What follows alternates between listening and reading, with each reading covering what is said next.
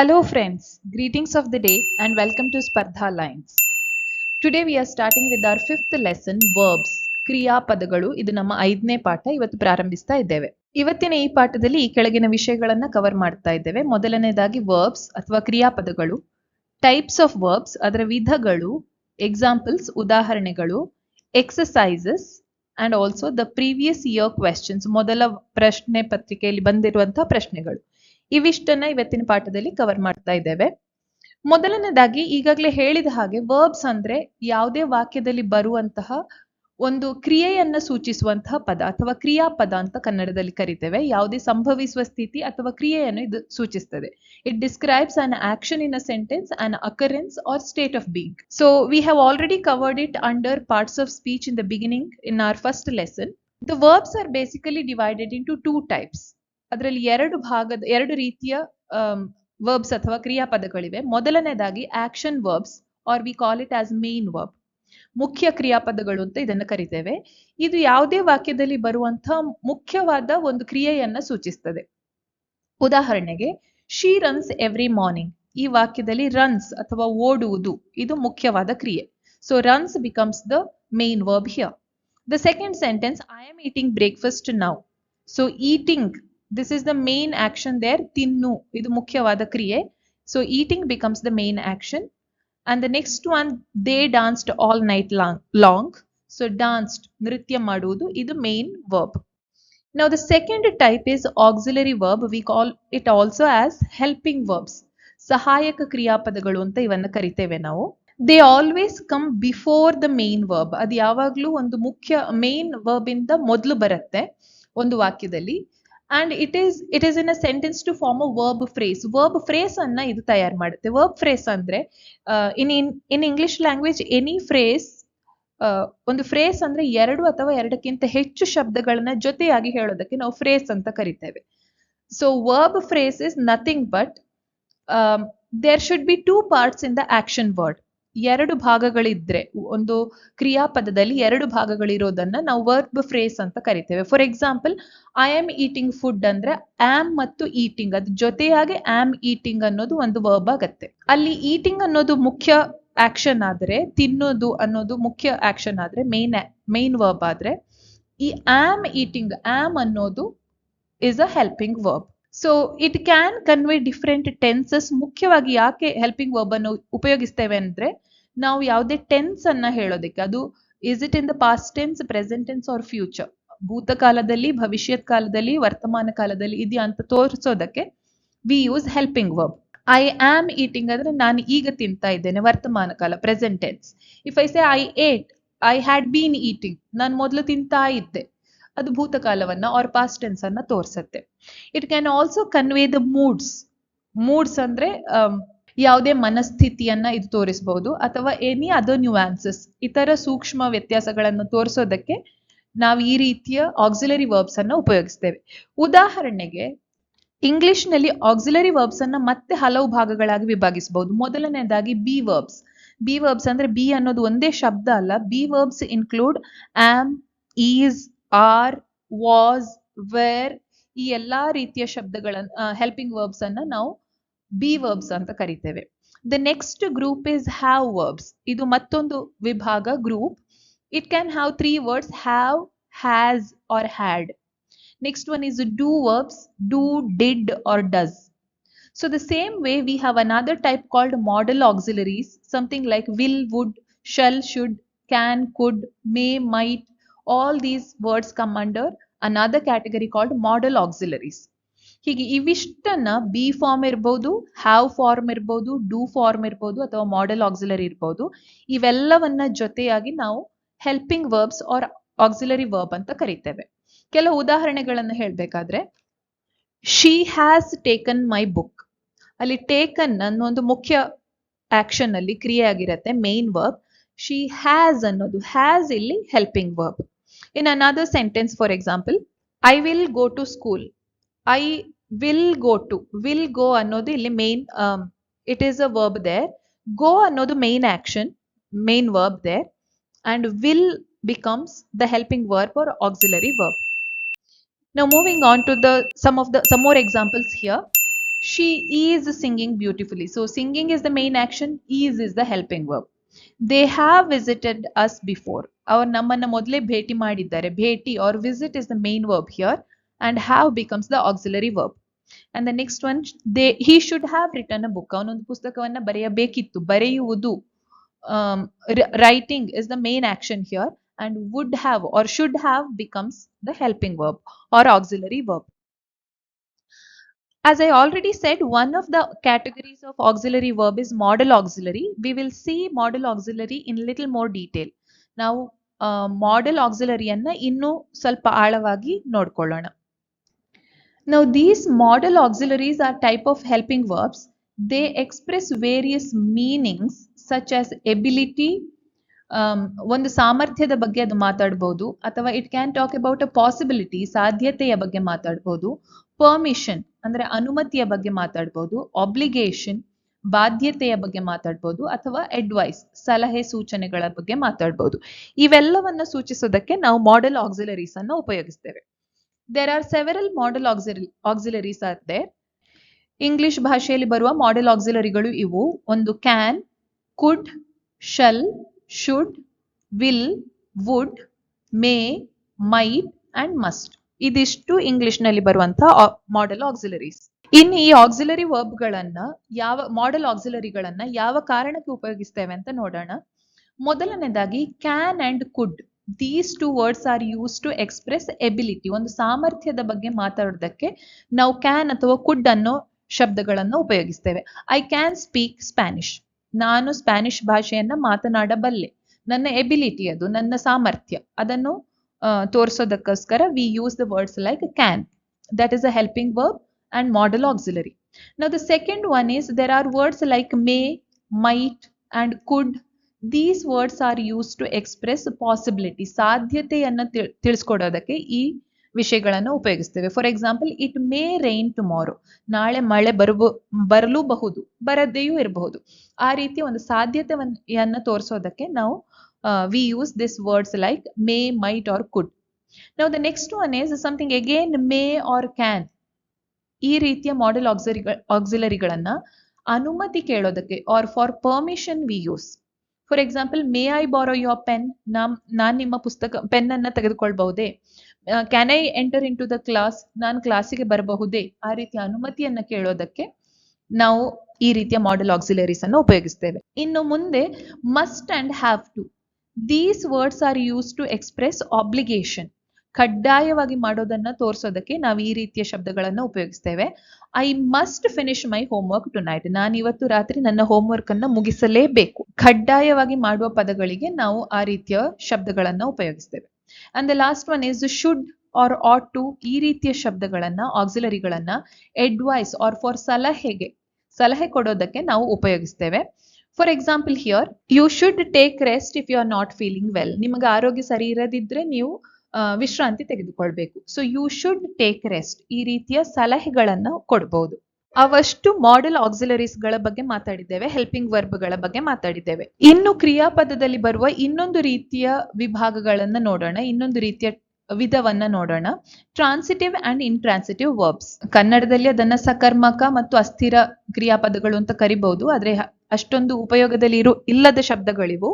English ನಲ್ಲಿ ಬಹಳವಾಗಿ ನಾವು ಅದನ್ನು ಉಪಯೋಗಿಸ್ತೇವೆ, transitive and intransitive verbs. English ನಲ್ಲಿ ಸಾಮಾನ್ಯವಾಗಿ ನಾವು ವಾಕ್ಯಗಳನ್ನು ತೆಗೆದುಕೊಂಡಾಗ ಅದು ಸಬ್ಜೆಕ್ಟ್, ವರ್ಬ್ ಅಂಡ್ ಆಬ್ಜೆಕ್ಟ್ ಅನ್ನೋ ಪ್ಯಾಟರ್ನ್ ಅನ್ನ ಫಾಲೋ ಮಾಡುತ್ತೆ.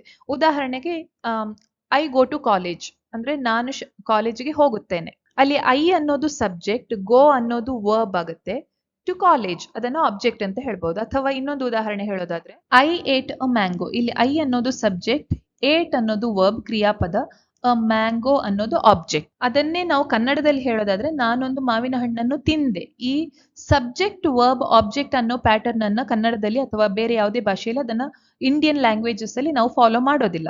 ನಾನು ಒಂದು ಮಾವಿನ ಹಣ್ಣನ್ನು ತಿಂದೆ. ಇಲ್ಲಿ ನಾನು ಒಂದು ಮಾವಿನ ಹಣ್ಣನ್ನು ತಿಂದೆ ಅನ್ನೋದ್ರಲ್ಲಿ ನಾನು ಅನ್ನೋದು ಸಬ್ಜೆಕ್ಟ್ ಐ, ಒಂದು ಮಾವಿನ ಹಣ್ಣನ್ನು ಅ ಮ್ಯಾಂಗೋ ಅದು ಆಬ್ಜೆಕ್ಟ್, ತಿಂದೆ ಅನ್ನೋದು ಕ್ರಿಯಾಪದ, ಇಟ್ ಇಸ್ ಅ ವರ್ಬ್ ಅಂತ ಆಗುತ್ತೆ. ಅಂದ್ರೆ ಕನ್ನಡದಲ್ಲಿ ಅಥವಾ ಯಾವುದೇ ಇಂಡಿಯನ್ ಲ್ಯಾಂಗ್ವೇಜಸ್ ತೆಗೆದುಕೊಂಡಾಗ ಒಂದು ವಾಕ್ಯದ ಸ್ಟ್ರಕ್ಚರ್ ಹೇಗಿರುತ್ತೆ ಅಂದ್ರೆ, ಸಬ್ಜೆಕ್ಟ್, ಆಬ್ಜೆಕ್ಟ್ ಅಂಡ್ ವರ್ಬ್ ಅಂತ ಇರುತ್ತೆ. ಆದ್ರೆ ಇಂಗ್ಲಿಷ್ ಭಾಷೆಯಲ್ಲಿ ಅದು ಯಾವಾಗ್ಲೂ ಸಬ್ಜೆಕ್ಟ್, ವರ್ಬ್ ಮತ್ತೆ ಆಬ್ಜೆಕ್ಟ್ ಅನ್ನೋ ಇಂಗ್ಲಿಷ್ ಅಲ್ಲಿ ವಾಕ್ಯದ ಸ್ಟ್ರಕ್ಚರ್ ಬರುತ್ತೆ. ಕೆಲವೊಂದು ಬಾರಿ ಇಂಗ್ಲಿಷ್ ನಲ್ಲಿ ಏನಾಗತ್ತಂದ್ರೆ ಆಬ್ಜೆಕ್ಟ್ ಪಾರ್ಟ್ ಅನ್ನ ಹೊರತುಪಡಿಸಿ ನಾವು ಅರ್ಥಪೂರ್ಣವಾದ ವಾಕ್ಯವನ್ನ ರಚಿಸಬಹುದು. For example, if I say I ate, then there will be a question, I ate what? Then I will have to give the object by saying that I ate a mango. But there are cases like I sing. Then in that case, or I danced. In that case, I danced what? We cannot have an object in that sentence. ನಾನು ಏನನ್ನ dance ಮಾಡಿದೆ ಆ ರೀತಿಯ ಪ್ರಶ್ನೆಯನ್ನ ಕೇಳೋ ಹಾಗಿಲ್ಲ. ಹಾಗೆ ಕೆಲವೇ ವಾಕ್ಯಗಳಲ್ಲಿ ಆಬ್ಜೆಕ್ಟ್ ಇಲ್ಲದೆಯೇ ವಾಕ್ಯಗಳನ್ನ ಅರ್ಥಪೂರ್ಣವಾಗಿ ಮಾಡಬಹುದು. So these are the verbs that require an object to receive the action ಅಂದ್ರೆ ಅದನ್ನ ಟ್ರಾನ್ಸಿಟಿವ್ ವರ್ಬ್ ಅಂತ ಕರಿತೇವೆ. ಐ ಏಟ್ ಅ ಮ್ಯಾಂಗೋ ಅಂದ್ರೆ ಅಲ್ಲಿ ಆಬ್ಜೆಕ್ಟ್ ಅನ್ನ ಉಪಯೋಗಿಸಿದ್ದೇವೆ, ಅದನ್ನ ನಾವು ಟ್ರಾನ್ಸಿಟಿವ್ ವರ್ಬ್ ಅಂತ ಕರಿಬಹುದು. ಅದೇ ರೀತಿಯಲ್ಲಿ ಆಬ್ಜೆಕ್ಟ್ ಇಲ್ಲದ ಪದಗಳನ್ನ ನಾವು ಇಂಟ್ರಾನ್ಸಿಟಿವ್ ವರ್ಬ್ಸ್ ಅಂತ ಕರಿತೇವೆ. Intransitive verbs, on the other hand, they are the verbs that do not require an object to receive the action. So ಇಲ್ಲಿ intransitive ಕ್ರಿಯಾಪದಗಳಲ್ಲಿ ಕ್ರಿಯೆಯನ್ನ ಸ್ವೀಕರಿಸಲು ಯಾವುದೇ ವಸ್ತುವಿನ ಅಗತ್ಯ ಇಲ್ಲ, ಆಬ್ಜೆಕ್ಟಿವ್ ಪಾರ್ಟಿನ ಅಗತ್ಯ ಇರೋದಿಲ್ಲ. ಉದಾಹರಣೆಗೆ ಐ ಸ್ಲೀಪ್, ನಾನ್ ನಿದ್ದೆ ಮಾಡಿದೆ ಅಂದ್ರೆ ಏನು ನಿದ್ದೆ ಮಾಡಿದೆ ಅಂತ ಪ್ರಶ್ನೆ ಕೇಳುವ ಹಾಗಿಲ್ಲ. So sleep becomes an intransitive verb. Some more examples for intransitive verbs are run, ನಾನು ಏನು ಓಡಿದೆ. laugh, ನಾನು ಏನು ನಗ್ತಾ ಇದ್ದೆ. ಐ ಕ್ರೈ, ಏನನ್ನ ಅಳ್ತಾ ಇದ್ದೆ. ಐ ಡಾನ್ಸ್, ಏನನ್ನ ಡಾನ್ಸ್ ಮಾಡಿದೆ. ಆ ರೀತಿಯ ಏನು ಅನ್ನೋ ಪ್ರಶ್ನೆಗಳನ್ನ ಆಬ್ಜೆಕ್ಟ್ ಅನ್ನ ಈ ವಾಕ್ಯಗಳಿಗೆ ಕೊಡೋದಿಕ್ಕೆ ಸಾಧ್ಯವಿಲ್ಲ. ಸೊ ಆ ರೀತಿಯ ವರ್ಬ್ಗಳನ್ನ we call it as intransitive verbs, where as verbs were that require an object to receive the action, we call them as transitive verbs. Let us now move on to another division of verbs. ವರ್ಬಿನಲ್ಲಿ ಇರುವಂತಹ ಕ್ರಿಯಾಪದದಲ್ಲಿ ಇರುವಂತಹ ಇನ್ನೊಂದು ರೀತಿಯ ವಿಭಾಗಗಳಿಗೆ ನಾವು ಹೋಗೋಣ. They are finite, non finite and infinite verbs. Finite verbs, they are the verbs that show agreement with the subject of the sentence in terms of tense, number and person. ಅಂದ್ರೆ ಈ ರೀತಿಯ ಕ್ರಿಯಾಪದಗಳು, ಫೈನೈಟ್ ಕ್ರಿಯಾಪದಗಳು ವಾಕ್ಯದಲ್ಲಿರುವ ಒಂದು ವಿಷಯದೊಂದಿಗೆ ಒಪ್ಪಂದ ತೋರಿಸ್ತದೆ. ಯಾವುದರ ಬಗ್ಗೆ ಅಂದ್ರೆ ಕಾಲ, ಸಂಖ್ಯೆ ಮತ್ತು ವ್ಯಕ್ತಿಯ ವಿಷಯದಲ್ಲಿ ಅದು ಒಪ್ಪಂದವನ್ನು ತೋರಿಸ್ತದೆ. For example, she walks to school every day. Walk ಅನ್ನೋದು ಇಲ್ಲಿ ವರ್ಬ್ ಆಗಿರುತ್ತೆ. He is singing a song, is singing ಅನ್ನೋದು ವರ್ಬ್ ಆಗಿರುತ್ತೆ. She walks, it is a singular, ಏಕವಚನದ ಸಬ್ಜೆಕ್ಟ್ ಇದೆ ಇಲ್ಲಿ, ಆದ್ರಿಂದ ಏಕವಚನದ ವರ್ಬ್ ಅನ್ನೇ ಉಪಯೋಗಿಸಿದ್ದೇವೆ. She walks to school every day. ಇಲ್ಲಿ ಸರಿಯಾದ ಸಬ್ಜೆಕ್ಟ್, ವಾಕ್ಯದ ವಿಷಯದ ಜೊತೆಗೆ ಈ ಕ್ರಿಯಾಪದ ಒಪ್ಪಂದವನ್ನು ತೋರಿಸಿದೆ. ಹಿ is singing a song. So he and singing, it goes well. Now non-finite verbs, this is another type, non-finite verbs. ಇಲ್ಲಿ subject verb object ಅನ್ನೋ ಅದೇ ರೀತಿಯ ಆರ್ಡರ್ ಬರೋದಿಲ್ಲ. It does not show an agreement with the subject of the sentence in terms of tense, number or person. ಅದು tense ಅಂದ್ರೆ ಕಾಲಗಳು, past tense, present tense, future. ಅಥವಾ number ಅಂದ್ರೆ ಸಿಂಗ್ಯುಲರ್ ಆರ್ ಪ್ಲೂರಲ್, ಏಕವಚನ ಅಥವಾ ಬಹುವಚನ. ಅಥವಾ ಪರ್ಸನ್ ಅಂದ್ರೆ ಇಂಗ್ಲಿಷ್ ನಲ್ಲಿ first person, second person, third person ಅಂತ ಮೂರಿದೆ. ಅವುಗಳ ಜೊತೆ ಒಪ್ಪಂದವನ್ನ ತೋರಿಸದೇ ಇರೋದಕ್ಕೆ ನಾವು we call it as non finite verbs.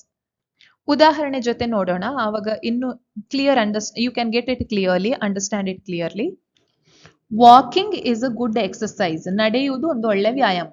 ಇಲ್ಲಿ ವಾಕಿಂಗ್ ಅನ್ನೋದು ವರ್ಬ್, ಅದು ಅದನ್ನ ವರ್ಬ್ ಆಗಿ ಉಪಯೋಗಿಸಲಿಲ್ಲ. ವಾಕಿಂಗ್, ನಡೆಯುವುದು ಅನ್ನೋದು ಅದೊಂದು ಕ್ರಿಯಾಪದವಾದ್ರೂ ಅದನ್ನ ಸಬ್ಜೆಕ್ಟಿನ ಸ್ಥಾನದಲ್ಲಿ ಉಪಯೋಗಿಸಿದ್ದೇವೆ. ಆದ್ರಿಂದ ಈ ರೀತಿಯ ವರ್ಬ್ಗಳನ್ನ, ಒಂದು ನಾಮಪದದ ರೀತಿಯಲ್ಲಿ ಉಪಯೋಗಿಸುವಂತಹ ಈ ಕ್ರಿಯಾಪದಗಳನ್ನ we call it as non finite verbs. ಸಾಮಾನ್ಯವಾಗಿ ವರ್ಬ್ ಅನ್ನೋದು ಸಬ್ಜೆಕ್ಟಿನ ನಂತರ ಬರಬೇಕಾದಂತಹ ಶಬ್ದ. ಇಲ್ಲಿ ವರ್ಬ್ ಅನ್ನೋದನ್ನ ಸಬ್ಜೆಕ್ಟಿನ ಸ್ಥಾನದಲ್ಲಿ ಉಪಯೋಗಿಸಿದ್ರಿಂದ ಇದನ್ನ ನಾನ್ ಫೈನೈಟ್ ವರ್ಬ್ಸ್ ಅಂತ ಕರಿತೇವೆ. ಇನ್ನು ಮೂರನೇದು ಇನ್ಫಿನಿಟ್ ವರ್ಬ್ಸ್. ಈ ರೀತಿಯ ವರ್ಬ್ಗಳು ಯಾವುದೇ ರೀತಿಯ ಟೆನ್ಸ್ ಅನ್ನಾಗಲಿ, ನಂಬರ್ ಆಗಲಿ ಅಥವಾ ಪರ್ಸನ್ ಅನ್ನಾಗಲಿ ಇಂಡಿಕೇಟ್ ಮಾಡೋದಿಲ್ಲ. ಯಾವುದೇ ರೀತಿಯ ಸಂಖ್ಯೆ, ಕಾಲ ಅಥವಾ ವ್ಯಕ್ತಿಯನ್ನ ಇದು ಸೂಚಿಸೋದಿಲ್ಲ. ಜೊತೆಗೆ ಈ ವರ್ಬಿನಿಂದ ಮೊದಲು ನಾವು ಟು ಅನ್ನೋ ಶಬ್ದವನ್ನ ಉಪಯೋಗಿಸ್ತೇವೆ.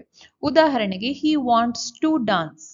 ಇಲ್ಲಿ ಡಾನ್ಸ್ ಅನ್ನೋದು ನೃತ್ಯ ಮಾಡೋದು, ಅಥವಾ she is eager to learn, learn ಅನ್ನೋದು ಕಲಿಯೋದು, ಅದೆಲ್ಲ ವರ್ಬ್ ಆದ್ರೂ ಕೂಡ ಇಲ್ಲಿ ವರ್ಬಿನ ರೀತಿಯಲ್ಲಿ ಉಪಯೋಗಿಸಲಿಲ್ಲ. ಈ ವಾಕ್ಯವನ್ನ ನೋಡಿದಾಗ ಹಿ ವಾಂಟ್ಸ್ ಟು ಡಾನ್ಸ್ ಅನ್ನೋದ್ರಲ್ಲಿ ಹಿ ಅನ್ನೋದು ಸಬ್ಜೆಕ್ಟ್ ಆಗುತ್ತೆ, ವಾಂಟ್ಸ್ ಅನ್ನೋದು ವರ್ಬ್ ಆಗುತ್ತೆ, ಟು ಡಾನ್ಸ್ ಅನ್ನೋದು ಆಬ್ಜೆಕ್ಟ್ ಇನ ಪ್ಲೇಸ್ ಅಲ್ಲಿ ಇದೆ. She is eager to learn ಅನ್ನೋದ್ರಲ್ಲಿ ಶಿ ಅನ್ನೋದು ಸಬ್ಜೆಕ್ಟ್, ಈಸ್ ಈಗರ್ ಅನ್ನೋದು ವರ್ಬ್, ಟು ಲರ್ನ್ ಅನ್ನೋದು ಆಬ್ಜೆಕ್ಟ್ ಆಗುತ್ತೆ. ಅದೇ ಆ ರೀತಿಯಲ್ಲಿ ಆಬ್ಜೆಕ್ಟಿನ ಪ್ಲೇಸ್ ಅಲ್ಲಿ ಉಪಯೋಗಿಸುವಂತಹ ಈ ರೀತಿಯ ಕ್ರಿಯಾಪದಗಳನ್ನ we call it as infinite verbs. Let us now look into exercises. The first one, our teacher along with her students dash to complete the project. So here the answer is planning to complete the project. We cannot say planning to complete, students planning to complete anta barodilla, plan to complete adu plural verb ಆಗುತ್ತೆ, ಹೇಳಕ್ಕಾಗಲ್ಲ. Our teacher along with her students plans to complete ಅಂದ್ರೆ ಅದು generalized action ಆಗುತ್ತೆ, ಪ್ರತಿ regular ಆಗಿ ಮಾಡುವ action, ಆದ್ರಿಂದ ಹೇಳಕ್ಕಾಗಲ್ಲ. So mainly our teacher along with her students is planning to complete the project. That's the correct answer. Now the next one, if you dash brushes to all the painters, they would have painted the entire house by now. If you were given ಅಂತ ಹೇಳೋಕ್ಕಾಗಲ್ಲ, ಯಾಕಂದ್ರೆ ಅವನಿಗೆ ಕೊಟ್ಟದ್ದು ಅಂತ ಹೇಳೋ ಅರ್ಥವನ್ನ ಕೊಡುತ್ತೆ. If you gave brushes to all the painters, they would have ಅಂತ ಕೊಟ್ಟ ಕಾರಣ give ಅಂತ ಉಪಯೋಗಿಸಕ್ಕಾಗಲ್ಲ.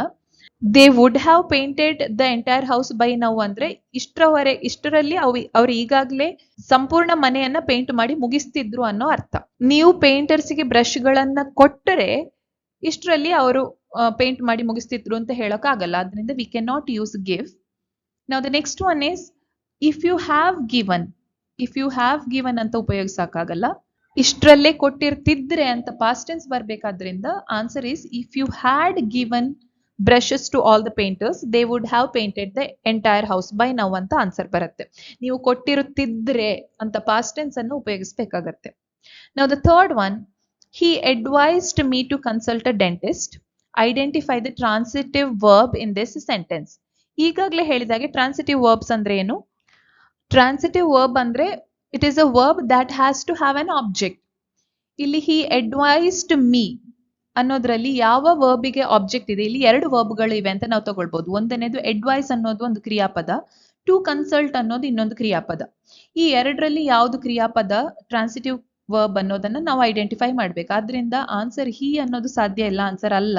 It is a subject and me ಅನ್ನೋದು ಆಬ್ಜೆಕ್ಟ್, ಆದ್ರಿಂದ ಆನ್ಸರ್ ಅಲ್ಲ. ಸೊ ಮೀ ಅನ್ನೋ ಆಬ್ಜೆಕ್ಟ್ ಅನ್ನ ಪಡೆದುಕೊಂಡ ವರ್ಬ್ ಯಾವುದು? Advised. So consult also can not be an answer.